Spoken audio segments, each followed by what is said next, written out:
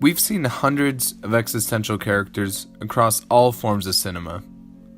Philosophy and cinema is not any kind of new pairing.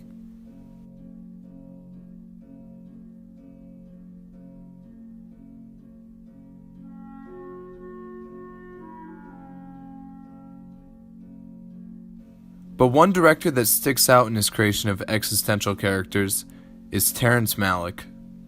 He's excelled in creating extremely existential, archetypical characters in his films, like Tree of Life and To the Wonder. One way he succeeds in creating such intriguing characters is through his use of Kierkegaardian philosophy. Malick studied Soren Kierkegaard heavily as a philosophy major at Harvard, and has become obvious through the themes and characters in his films. Soren Kierkegaard was an existentialist writing in the mid-1800s, and he focused heavily on the ideas of personal faith and love. One character that especially embodies these Kierkegaardian philosophies is Rick, from Malick's highly divisive film, Knight of Cups. Rick's journey through the film takes the form of Kierkegaard in action. He embodies and exemplifies many of the philosophies that Kierkegaard has put forth, and in this way it allows Malick to use Rick as an existential experiment, a test subject to put Kierkegaard's writings into action. The first way Malick does this is through the preface of this film. Remember the story I used to tell you when you were a boy? About a young prince, a knight, sent by his father, the king of the East, west into Egypt to find a pearl. Malick starts this film with a religious allegory, placing Rick as a follower of God in search of meaning. We can already sense that this is a character who has become lost and now must find his pearl. As the film progresses, we see that Rick is truly lost in the temporal world. Kierkegaard would consider him a Kierkegaardian aesthete, someone who is only interested in the moment and must constantly be moving to not grow bored. You don't want love.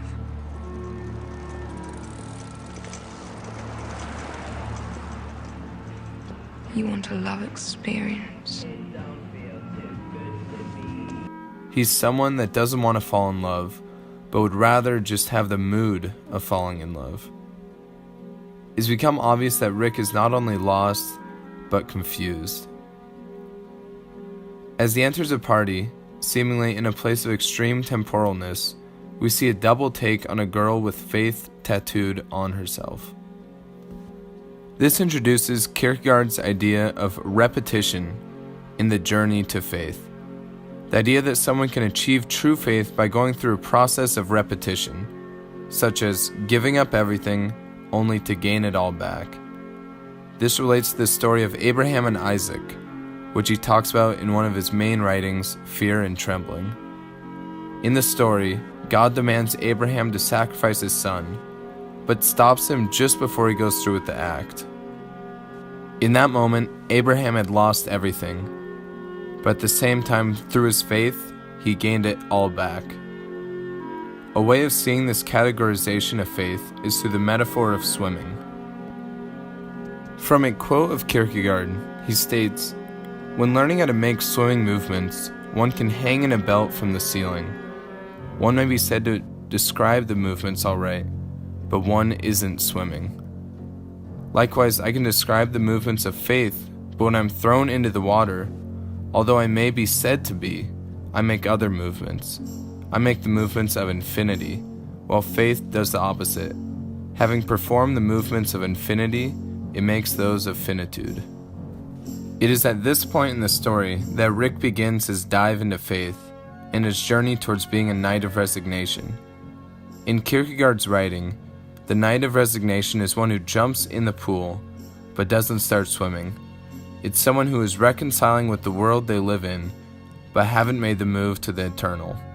An example of this is a tragic hero, someone who has lost everything and must reconcile with this loss in the temporal world. An example would be the story of Agamemnon and the sacrifice of his daughter he had to make. It is towards the end of the film when we see Rick embrace repetition and return to the world as the Knight of Faith. In other words, he is like a tragic hero who has given up everything, but then he regains everything due to his belief in an infinite world. Abraham sacrificing Isaac, who is everything to him, but also believing that there's an infinite world afterwards, through what Kierkegaard has termed the absurd, exemplifies Abraham as a knight of faith. Rick has regained his belonging in the world because he is no longer reconciling his loss, but rather embracing the now because he knows that all he has lost will be returned in the infinite. It is at this point that we reach the final chapter, titled Freedom, in which Rick has met Faith incarnate. She's seemingly normal, but she is a representation for the freedom that Rick is now able to experience through his journey in faith. So, after all this, why is it important to understand Rick? In a specific sense, understand the nature of Rick gives the audience a view into the mind of Malick.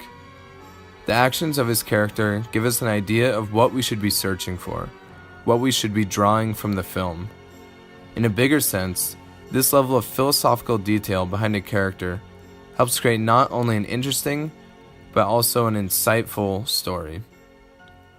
By using a basis in philosophy, Malick can help create questions for the audience that they may not have even thought of. Film is all about vicariously experiencing life through other characters, and what better way than through an existentialist experiment into how to live life.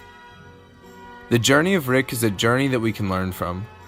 We can learn what a Kierkegaardian looks like in real life, and how this kind of lifestyle could potentially fit into our modern world.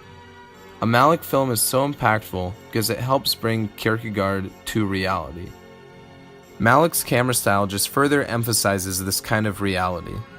The way the camera drifts into the landscape or lingers in a crowd helps draw attention to the world we live in, and how the philosophy fits into real life.